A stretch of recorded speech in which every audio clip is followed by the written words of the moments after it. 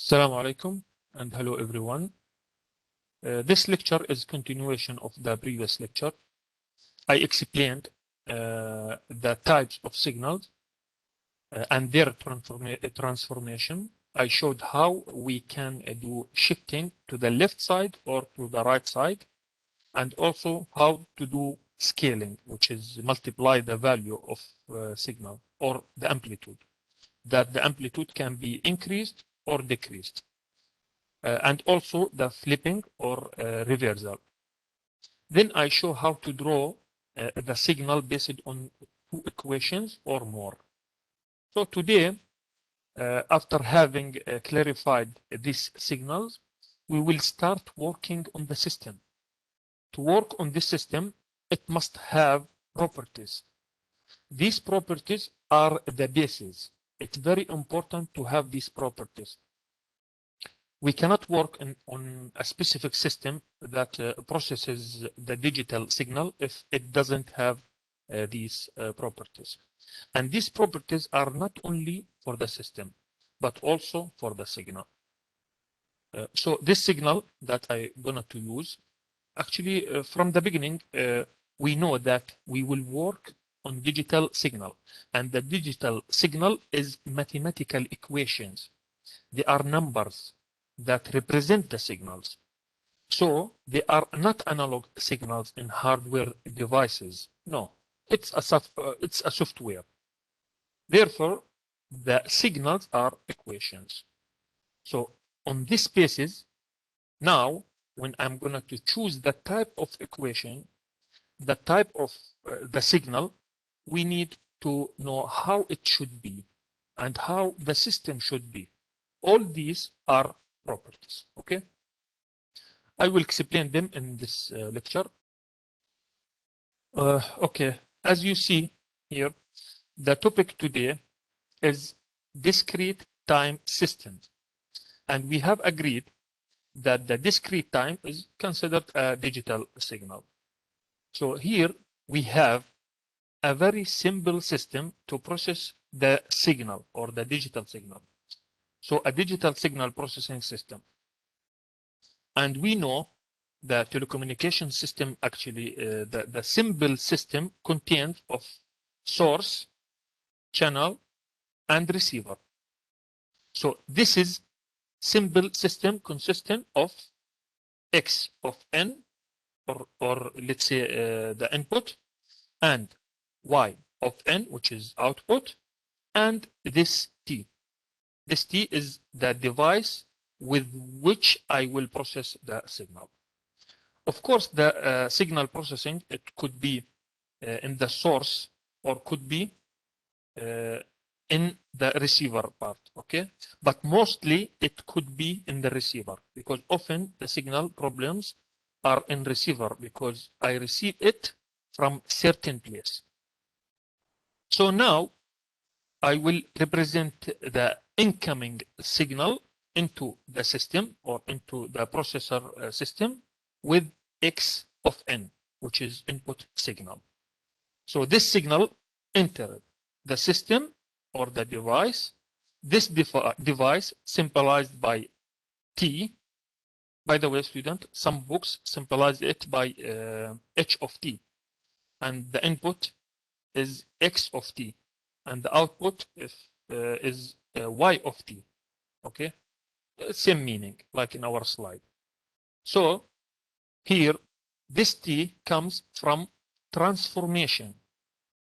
We will do some transformation from input signal to output signal using this system or device. So this system, let's say it's mobile, for example. This T is a mobile or satellite or digital camera. So this T will receive this input. This T will receive this input signal, will process it here, then transform it to the output and become Y of N. So what is Y of N?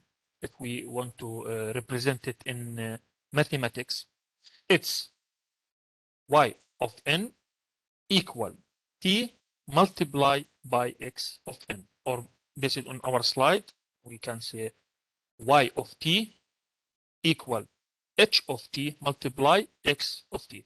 So refer to this book. It's y of n equal t multiplied by x of n. The input signal multiplied by transformation, then we get the output. Okay. Okay, so here look to the set of systems or set of signals. For example, the first y1 of n equal 0.5 y1 of n minus 1 plus 0.25 x of n. So this equation in output part comes from input entered the system has been processed and become like this equation. That's why I said in digital system, the signals are actually mathematical equations. Let's see the other equation. y2 of n equal 0.25 y2 of n minus 1 plus 0.5 x of n. Like we say, a signal x of n, its value was 0.5. 0.5 means the amplitude was 0.5. Entered the transformation, has been processed and become like this final equation. This is abbreviation of the system in digital signal processing and how it's entered as input and become output after processing. Okay, let's start with the system properties. The first property here, additivity. What does additivity mean? Here we have two signals entered the system. First signal, x of n, x1 of n, and x2 of n. This is the second signal, okay? So here means we have a device received two signals at the same time. These two signals can be separated into two parts, like you see here. x1 of n for t and x2 of n for t. T is the device or the system. So what happened here? To this system entered x1 of n and x2 of n at the same time together. So additivity system will separate it into x11 and x21. Separated to two parts. We can find this type of properties in satellites. For example, we are looking for a specific channel frequency. When we search for that specific frequency to find a specific channel, for example, let's say a sport channel, sometimes the result of searching showing us 10 channels using the same frequency. We call it bouquet. That's mean the satellite received 10 channels using same frequency, but the satellite separate it into 10 separate channels. Same things in this example. So the function of this type of system properties, if a group of signals came as one package or one bucket, what the system will do? It will separate it into more than one frequency according to the existing frequencies. This is, we call it the additivity property. So the system that we use it for processing must be able to separate the set of signals or the bucket of signals. The other type of properties is homogeneity. Homogeneity means if the signal inside the system multiplied by some factor, which is C in this example, it could be 4, it could be 5, it could be 6. So this factor C we isolate it outside the system.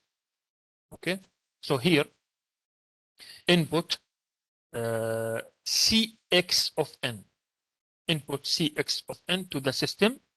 When the system knows that C is a variable, the system doesn't need it inside this equation. So what will happen here?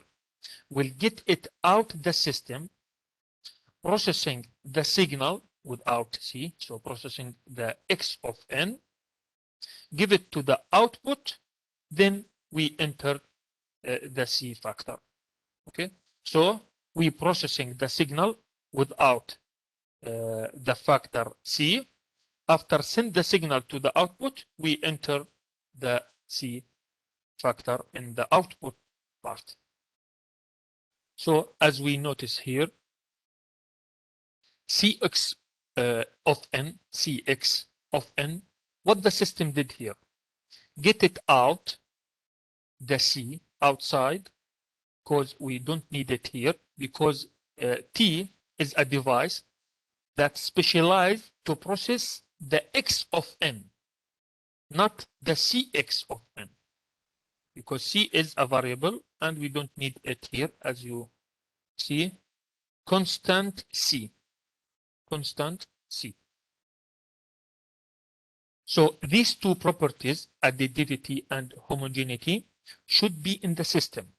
Means the system that I need it to process the digital signal should be able to separate the set of signals or the pocket of signals, to separate signal with signal frequency separated.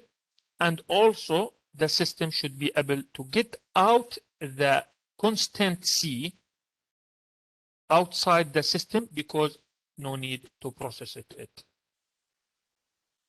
So a system is said to be additive if for any two input signals, x1 of n and x2 of n, means the output corresponding to the sum of any two inputs is the sum of the two outputs. And also the scaling, any input signal scales the output signal by the same factor. And the homogeneity, a system is said to be homogeneous if scaling the input by constant results in a scaling of the output by the same amount. Okay, here are several equations that shows the additivity and homogeneity properties. Okay, so here is not additive because this equation is not same as this equation. So these examples for viewing to show you the additivity and homogeneity properties. Next property is stability. So a system is said to be stable in the bounded input, bounded output sense if for any input that is bounded, the absolute value of x of n less equal of a and less than infinity. The output will be bounded, the absolute value of y of n less equal of b and less than infinity. So a system is stable if the integral of the function is finite. Okay, let's move to the most important three properties, 3 in 1. These three properties are important for the system and signal also, which is linear time invariant causal system, LTI. Okay, so let's start with the first property, which is linearity. The linearity should be in the system. So far, now we are talking about the device, okay? What does linearity mean here? So to be linearity, the system should be in both cases, additive and homogeneous. Like in this example, as you see here, this equation got two signals, x1 of n and x2 of n, and also got two constants a1 and a2. So two properties met in the system, additive and homogeneous. So look what happened here. We get out the constant a1 and a2 outside the transformation and separate the first signal. We separate the first signal x1 of n from the second signal x2 of n. So the additive and homogeneous properties met in the same system. That's why we call it a linear property. In other words, we can say the signal that entered must exit in the same condition without change. Okay, let's take the next property, which is the causality. What's the causality? By the way, students, this feature is only related to the signal, not to the system. So in the previous three properties, additive, homogeneous, and linearity, are related to the device or to the transformation or to the T, the system. Now, the causality property is one of the signal properties that is used in processing. Okay? So the causality means the signal that we have should be only in the current time or in the past time, not in the future. Means the causality feature works only in the present or current and in the past time. As you see here, n equal n naught means current time, and n naught minus 1 means past time. Doesn't work in future time, like n naught plus 1. So this signal that we need to process, it should be without shifting or shifting only in the right side, means n minus, not n plus. Why? For example, look to this example. Here, x of n minus 2. No problem here.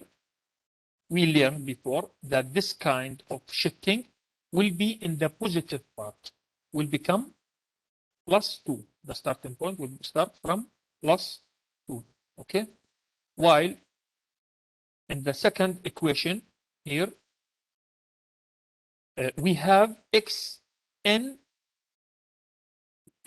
of n plus 1. This shifting will be in the negative part, starting from minus 1. So we can conclude here that the equations should be without shifting or shifting only in the right side, which is minus n minus, okay, in positive part. And we call this feature as causality property. Look to this example. Y of n equal 0.5x of n plus 2.5x of n minus 2. Is it causal? Yes, because y of n depends on the current input, x of n, and depends on the past input, x minus 2. While the second equation here, y of n equal 0.25x of n minus 1 plus 0.5x of n plus 1. Is it causality? No, because there is a future time, or there is x of n plus 1, means the starting point for the signal will be at negative part. Will start from negative part, is at minus 1. So the causality should be without shifting or shifting only in the right side, n minus, not n plus. Okay, so that's all for today. Next lecture I will explain the last property with which is the time invariance. Hope this lecture is clear for you. Thank you and have a nice day.